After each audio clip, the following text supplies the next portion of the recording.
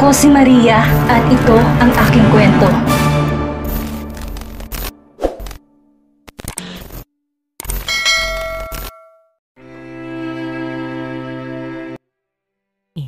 You're still here, hindi ka pa ba inaantok? Pukaw ni Dorothy sa anak na nooy nakatayo sa may porch ng kanyang maliit na bahay. Madaling araw na, subalit nang dumating to kaninang hapon mula sa syudad, hindi pa to umaalis mula sa kinaroroonan nito. She doesn't mind him thinking alone, but she was worried if he's having second thoughts. Hindi ako makatulog, Mommy. Nakakonsensya ko sa ginawa ko at... Konsensya? Putol ni Dorothy sa anak, marahang natawa. Even after I told you everything, naiisip pa rin makonsensya, Christoph? Isipin mong iyong ama. Isipin mong maligayang pamilya na nais natin maging, kung di dahil sa pagiging makasari ng Criselda at Cora. Isipin mo maraming bagay na maaaring mong magkaroon kung hindi nangyari ang mga nangyari. Kumurap ang binata. Kiniyaw ang mga kamay. Tama ang sabi ng ina. Ninakawan siya ni na Criselda at Cora sa lahat na maaari niyang makuha kung ang kanyang ama ay nabuhay. Siguro ang kanyang ina hindi magiging masyadong dismissive sa kanya. Siguro hindi siya nahirapang mabuhay sa kanyang paglaki. O marahil, nakukuha niyang lahat ng gusto niya sa buhay, kasama na si Demi, kung ang mga bagay inapunta tulad ng prinano ng kanyang mga magulang. Siguro masaya siya ngayon. Anong ginawa mo sa kanya? Alanganing tanong ng binata. Sa kanya? Kay Thomas. Nang pumirma siya sa transfer of rights ng shares niya sa GDC sa pangalan ko, ang sabi mo ikaw nang bahala sa kanya. What did you do to him, Mother? Did you... Mula ngayon, sanayin mo ng sarili mong huwag magpadala sa konsensya mo. Ibabagsak ka nito, hindi worth it. What I did is my responsibility. Hindi mo na kailangan isipin pa yon, Christoph. Pero Mommy, kaya kung ako sa'yo, matulog ka na. Bukas, bumalik ka sa JDC just like you should. Ikaw na ngayon ang CEO ng JDC. Prove them that your father was not a failure, just like they initially thought. Melissa and I made you. Ipakita mo nagkamali sila, anak. At ngayon, tayo naman ang maniningil. Muling pahayag ni Dorothy. Hinawakan sa braso si Christoph bago tuluyang pumihit upang maglakad pabalik sa loob ng kabahayan. Subalit bago pa makalayong ina, muling nagsalita si Christoph. Sinabi ni Demi na hindi niya ilalabas ang pondo ng subsidium. She said she will see my groval. She meant it, Mom. I knew she meant it. Natigilan si Dorothy. Kumayaw ang mga kamay. She has to get her hands on that fund no matter what. Muling pumihit paharap sa anak si Dorothy. Siguraduhin mong ilalabas nila to. Dapat tong pakawalan kahit ano paman. Ngunit si Demi hindi gagawin yon. She will regret it. She will regret not releasing it, Christoph. Mark my words. Kaya kung ako sa'yo, kumbinsin mo siyang ibigay na sa GDC ang subsidium fund. Pagmamatigas si Dorothy. You promised me. Hindi mo sasaktan si Demi o si Callie? Anang binata o migting ang panga. So do your job, son. I will hold my end of the bargain if you do your job. Ani Dorothy bago tuloyan pumasok sa kabahayan. Are you okay? Kanina ka patahimik. Sabi ni Max kay Demi kinabukasan habang nag-aagahan sila. Napagpasyahan ng mag-asawa sa labas na ng mag-agahan dahil bibisitahin ni Demi ngayon ang kanilang mansyon. Max volunteered to go with her. Kumurap-kurap si Demi. Pilit na ngumiti. I'm fine. May naisip lang ako. Alanganing sagot ng dalaga. Muling humigop ng kape na nakasilbi sa kanyang harapan. Binaba ni Max ang sariling tasa ng kape sa mesa. Gusto mo bang i-share sa akin? Mukhang problemado ka. Sandaling nag-alangan sa Demi, marahang nagbuga ng hininga. Ayokong isipin pero parang may nililihim si Lola sa akin. Anang dalaga bago sinabi ang naabutan niyang lihim na pakikipag-usap ng kanyang abuela kay Jacobo nung nagdaang gabi. Anong sabi ni Lola nang tinanong mo siya? Si Max, trying to keep a level head on the matter. She just shrugged it off. Ang sabi niya babalikan daw siya sa San Ignacio and that she might stay there for a day or two. At hindi ka naniniwala? Si Max. Hindi naman sa ganun pero may kakaiba lang akong pakiramdam, Max. Hindi ko lang may paliwanag ngayon. This is how I felt too when we were happy then. Bago mangyari ang lahat na nagpalayo sa atin sa isa't isa. At natatakot ako. Ani Demi, may bahid ng pag-aalala ang tinig. Inabot na ni Max ang kamay ni Demi. Marahan niyang pinisel upang pakalmahin to. Calm down, love. Walang mangyayaring hindi natin malalagpasan. Magkasama na tayo ngayon. Isa pa, hindi ba nangako ko sa'yo? This time, I will protect you. That includes Lola Cora. Nakagat ni Demi ang pang-ibabang labi. She felt Max's words more than she heard it. Marahang tumango-tango. I believe you, ani Demi. Tinuloy na mag-asawa ang kanilang agahan. Matapos nun, dumiretso sila sa mansyon ng mga De La Rosa. Do not say a word about Erica's condition. Paalala ni Demi kay Max bago sila bumaba ng sasakyan at pumasok sa loob ng mansyon. The renovation is 90% finished, gaya ng sinabi ni Kiel sa dalaga na nagdaang araw nung tawagan to ni Demi for updates. Unti-unti na ring inalis ng mga tauhan ni Kiel ang iba pang mga debris sa loob ng mansyon, meaning touch-ups na lang kailangan para matapos ang project. At least, something is going right, anang dalaga, bago tumuloy sa makeshift office ni Kiel sa may likod bahay. Max was right behind her, subalit malayo pa lang naririnig na nila ang sigawan sa loob ng makeshift office. Hindi itong tamang oras pag-usapan yan, ani Kiel. At kailan yung tamang oras? Isang buwan na lang ikakasal na tayo, Kiel. Sigaw ng boses ng isang babae. Natigilan si Demi, kumabog ang dibdib. Yun bang rason kung bakit ayaw ipaalam ni Erica kay Kiel ang tungkol sa pinagbubuntis nito? Kiel is engaged. Oh my God! Demi screamed inside her head. Diniglaon bumukas ang pinto ng makeshift office at nilawa ang bulto ng isang babaeng sopistikadang itsura. Agad itong natigilan na makita sina Demi at Max. Honey, may bisita ka, alanganing sabi ng babae. Nagmamadali namang lumabas ng pinto si Kiel. Sinumpa niya sa ilalim ng kanyang hininga na makita niya sina Demi at Max na nagtataka kung gaano katagal sila doon at kung may narinig sila aside sa pagsigaw. Miss De La Rosa, nandyan na pala kayo. I'm sorry. Nalukot ang mukha ng binata, umiling. Di alam ko na magandang idadahilan sa kliyente. It's okay, kakarating lang din ng asawa ko. Ani Demi, pinakilala si Max kay Kiel. Matapos magkamain ang dalawang lalaki, alanganing bumaling si Kiel sa babaeng kasama nito. And this is Mean, my fiancé. Ninang, is the baby inside you moving? Inosenteng tanong ni Callie kay Erica nang puntahan na mag-ina ang dalaga sa silid nito sa penthouse. Natawa si Erica. I'm sure it's moving inside and swimming, but I cannot feel it yet. Tumango-tango si Callie. But how did the baby get inside you, Ninang? You ate it? Napahagikik si Demi nang mamula ang pisngi ni Erica. Minulagatan naman ni Erica ng kaibigan. A little help here. Bulong nito, pulang-pula pa rin ang pisngi. Natatawang kinarga ni Demi ang anak. Alright, it's time to rest for Ninang now, sweetheart. Why don't you go with Yaya Rita and tell her you want some fruits? Anang dalaga sa anak. Sandaling nilabas sa silid at binigay niya katulong.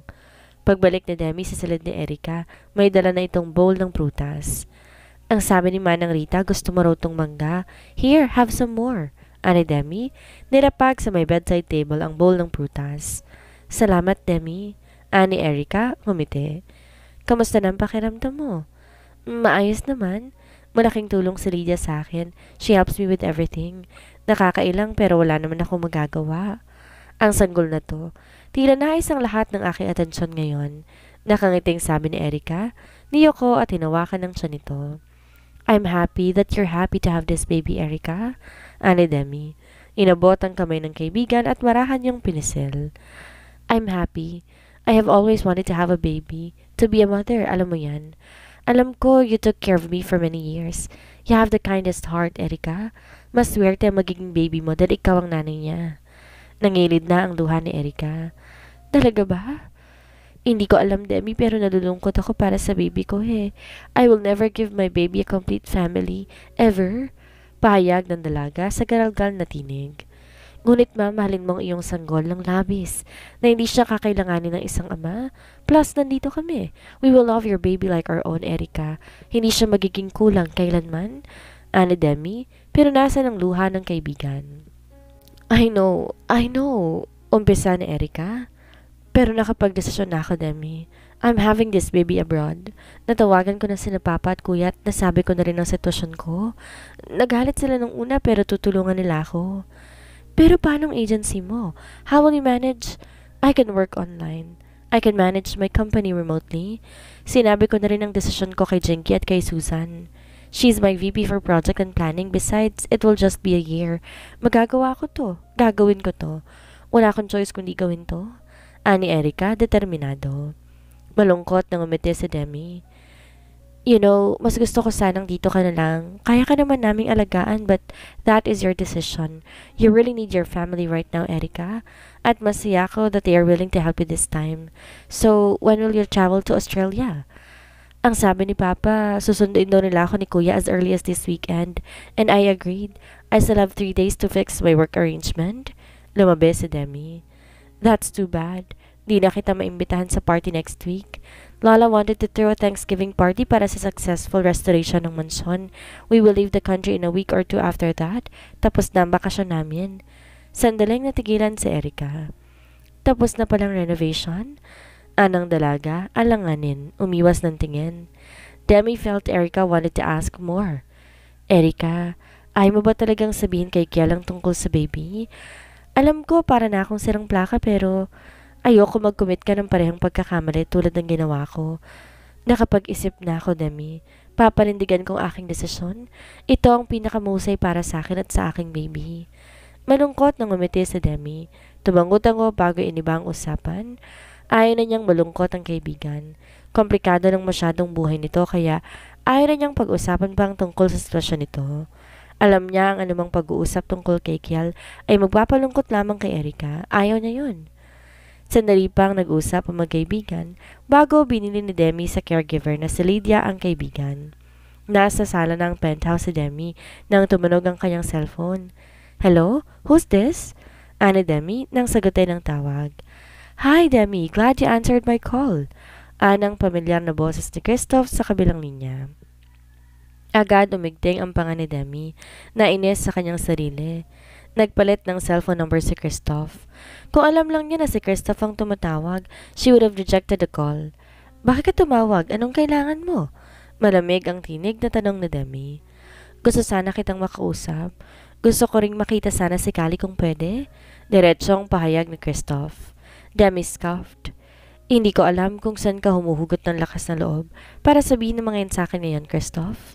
Matapos ang lahat na ginawa mo kay Max at GDC, saan mo nakuha ang katapangan para hilingin ang mga gantong bagay mula sa akin? Hindi ko ba nilinaw ang sarili ko sa huling oras na nag-usap tayo? Magkaaway na tayo ngayon, Christoph. You have crossed the line nang lokohin mo ko ng mga kasinungalingan mo at nang patuloy na pakuha na para kay Max. So kung ano man ang gusto mong sabihin sa akin, kalimutan mo na.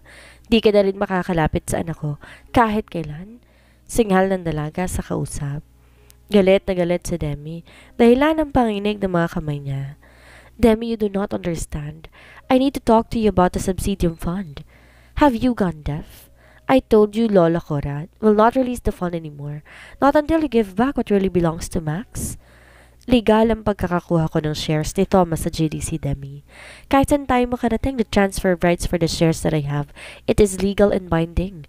At bilang nagmamayari at ngayon ang controlling shares ng GDC, I have every right to tell you to give back the fund owned by the company. Pagmatigas si Christoph, tumaas na ang boses. Subalit hindi natinag si Demi, lalong kumayaw ang mga kamay. Kahit kailan hindi siya magpapasanda kay Christoph. Hell will freeze over before I'd give the funds over to you, Mr. Montano.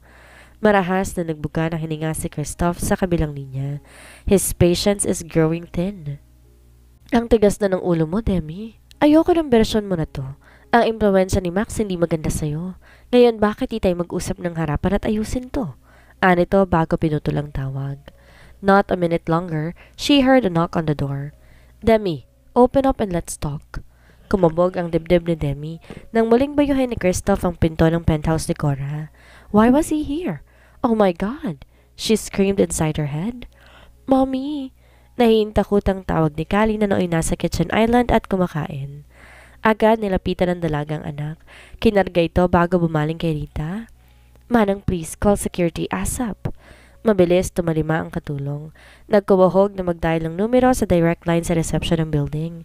Si Christoph naman nagpatuloy sa pagbayos sa pinto. I said, open the door, Demi. Gusto kong makita ang anak ko. Wala kang anak dito, umalis ka na, Christoph. You're not welcome here. Sagot ni Demi, humigpit ang yakap sa anak, subalit hindi tumigil si Christoph. Kali, are you there? Open the door for Papa. Come on now, open the door. Lalong umiyak ang bata nang marinig ang kanyang pangalan. Kumapit ng husto sa ina. Go away, Christoph. Tinatakot mong bata. Hysterical na sabi ni Demi. Ngayon siya lubos na nagsisisi kung bakit pinahintulutan niyang tawagan ni Callie na papa si Christoph. She doesn't really know what's wrong with him, but Christoph seems deranged. Wala ito sa tamang katinoan sa mga ginagawa nito. He was not the person she used to know anymore. Para tong sinapian ng kung ano o sadya lang nitong hinubad ang maskara nito at ipinapakita na ang tunay nitong kulay sa kanya. I swear, Demi, if you won't open this door, I will kick it down. Muling pagbabanta ni Christoph. Muling binayo ang pinto. Manang ang security, nasa na? Tarantang sabi ni Demi. Di na siya makakaisip ng diretsyo ngayon. Ang alam niya, handa na si Christoph mabuksan ang pintuan at kung mangyayari yon lahat sila'y nasa panganib. Papunta na po, ma'am. Sagot ni Rita, labis ang pag-aalala sa tinig. Christoph kept banging the door, parang nauulol na hayop na ayaw tumigil sa pag-iba ng pinto. Ang tanging magagawa ni Demi ay magdasal. Pray that the heavens will spare them all for the trouble that Christoph will unleash once he'd successfully bring the door down. The next minute or two felt like forever, hanggang sa nakarinig ang dalaga ng komosyon sa labas ng front door ng penthouse. Bitiwan ninyo ako. No! I will sue you all! Sigaw ni Christoph sa labas ng pinto. Nagmamadaling binigay ni Demi si Callie kay Rita at lakas loob na nagtungo sa may pinto at binuksan yon. Noon nakita ng dalaga na nakaposes na si Christoph habang hinihina ng mga security palayo. Demi, tell them who am I to you. Sabihin mo kilala mo ko. Ani Christoph habang sinusubukan tong hilahin palayo ng security guards. Ngunit tumayo lang si Demi roon kasama ng mukha niyang walang emosyon. Take him away. Hindi ko siya kilala at mula ngayon, siguraduhin niyong hindi na siya ulit tutungtong pa dito sa building na to. Pahayag ni Demi. Agad tumango ang guards bago tuluyang hinila si Christoph palayo sa penthouse, patungo sa lift. Demi, you cannot do this. You cannot do this. Sigaw ulit ni Christoph. Subalit di na to pinakinggan pa ng dalaga. Demi just closed the door bago muling kinuha ang umiiyak na anak kay Rita. Naabutan niyang nasa may pinto na ng study room nito si Cora. Makahulugang nakatingin sa kanya. I will make sure he will not come back here anymore, Lola. I will call Conrad now. Anang dalaga bago tuloy ang umalis. Pumasok ng silid nilang mag-ina. Marahang dinala ni Christoph ang baso ng alak sa kanyang bibig at sumimsim doon. Take him away. Hindi ko siya kilala. Those were Demi's words. Hindi niya alam kung anong mas masakit, ang ipagtaboyan siya ni Demi o ang sinabi nitong hindi siya nito kilala. Umigting ang panga ng binata, pinulot ang cellphone sa ibabaw ng office table niya sa GDC. Tumingin siya sa screen at sumakit ulit ang puso niya. Ito ay isang larawan niya ni Demi at Callie. Kinuha to sa ikatlong kaarawan ng kaarawan ni Callie, ilang buwan na nakalilipas. Mukha silang masayang pamilya o kung paano niya nais ibalik ang oras. Bumalik sa oras ng kanilang buhay ay mapayapa pa. Bumalik sa oras na masaya pa rin sila, malayo kay Max, malayo sa kanyang ina, at malayo sa nakaraang pinagmumultahan pa rin siya hanggang ngayon. Muli, dilala ni Christoph ang basa ng alak sa kanyang bibig at inubos yon. Darating ang panahon, mababawi rin niya sila Demi at Callie, at kapag nangyari yon, he will make sure that Max won't be able to take them away from him again. Tama ang kanyang ina. Hanggat nariyan si Max, hindi siya magiging masaya. Hindi ba yun din ang rason kung ba't inutusan siya ng ina na makipaglapit kay Max? At siguruhin ko anong meron to, dapat ay meron din siya? Tiniyak niya yun mula nang sila'y bata pa. Sinabi sa kanya ng kanyang ina na si Max hindi talaga maganda sa lahat, na siya'y palaging mas mahusay, kaya't siyang mas karapat dapat sa mga tinatamasa nitong karangyaan at oportunidad. That is why he's taking everything away from him. Mas magaling siya kay Max. Mas karapat dapat siya kaysa kay Max. He should be happy now. Sa kanya na ang GDC. Ito ay nagpapatunay lamang na isang bagay. Siya'y talagang mas mahusay kaysa kay Max at mas karapat dapat sa posisyon at kayamanan. Ngunit tinakasan siya ng kasiyahan. Bakit ang isang bagay na nais niya na pagmamayari ni Max hindi siya maaaring magkaroon? Hindi siya maaaring magkaroon ng Demi at Callie. Hindi siya ang pinili ng mga to, and that doesn't sit well with him. Nasa ganong pag-iisip ang binata nang biglang bumukas ang pinto ng kanyang opisina at niluwa ang galit na bulto ni Max. Napatayo ang binata at bago pa man makahuma si Christoph, pinantsarahan na siya ni Max. Just what the heck are you thinking? Ganyan ka kasama, Christoph? Ganyan ka kasama? You know what you did to Callie? Hanggang yun umiiyak ang anak ko dahil sa pagsugod mo sa penthouse si Lola Cora. You dumb bastard! Ani Max, marahas na itinulak si Kristoff sa dingding. Sir! Tarantang sabi ni Ella. Nagmamadaling pumasok sa opisina ni Kristoff upang pigilan ng amo sa anumang nais itong gawin. Kasunod din ng assistant ang dalawang security guards ng GDC. Let me go, Ella. Dapat makulong ang hayop na yan. Ani Max, pilit na pinipiksi ang braso na mahigpit na hawak ni Ella. But Ella did not let go. I will sue you, Kristoff. I won't let this slide. You dare disturb my family again and I will break your neck. Humalakak si Kristoff. Hindi ako natatakot sa'yo, Max. Not then, not now, not ever. Ngumisi si Max. Well, that's good. I ain't afraid of you either. Just make sure you'd be willing to see the end of this battle, lying bastard. Kaya kong ubusin lahat na natitirang kayamanan ko. Makita ka lang sa kulungan, Kristoff. Tandaan mo yan. Ani Max, bago tuloy naglakad patungo sa pinto.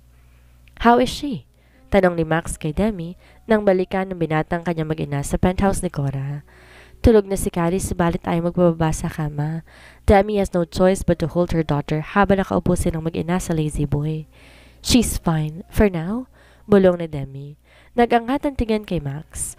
Mula sa pinto ng silid ng dalaga, naglakad na palapit sa kanyang mag-ina si Max, closing the door behind him. Oras ang binilang bago kumalma si Callie. Muntik na ring dalhin ni Demi sa ospital ang anak.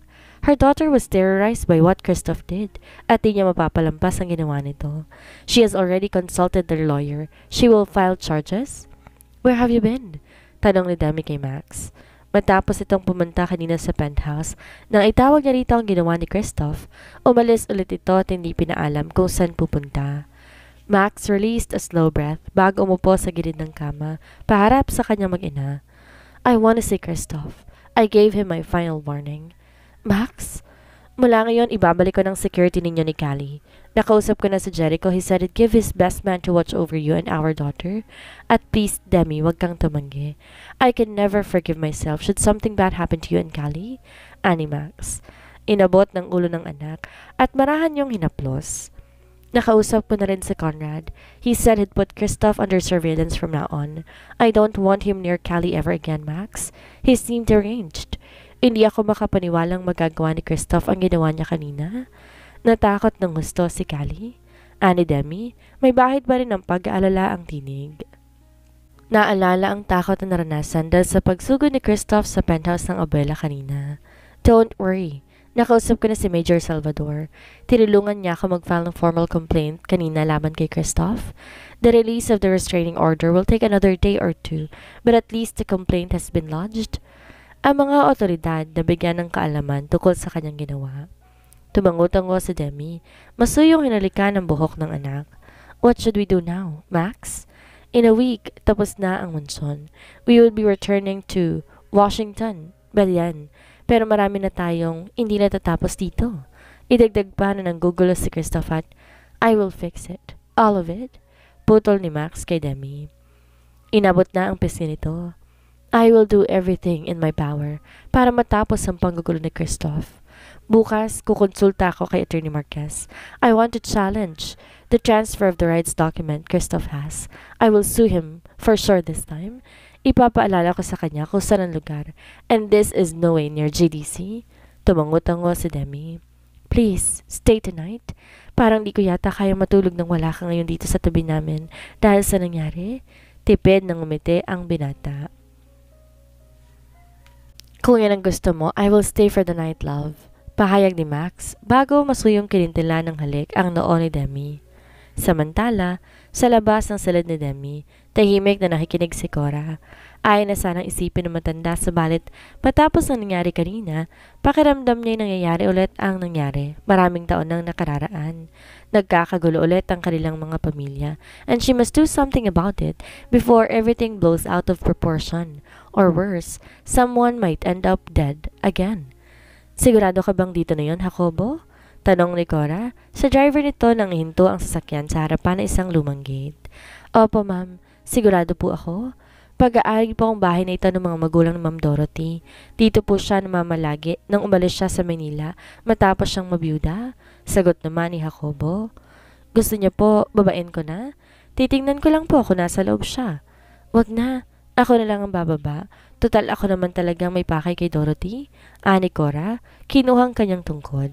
Yun ang unang nilabas sa sasakyan bago siya lumabas. Napahugot ng malalim na hininga ang matandang Donya nang tuluyan siyang makababa ng sasakyan.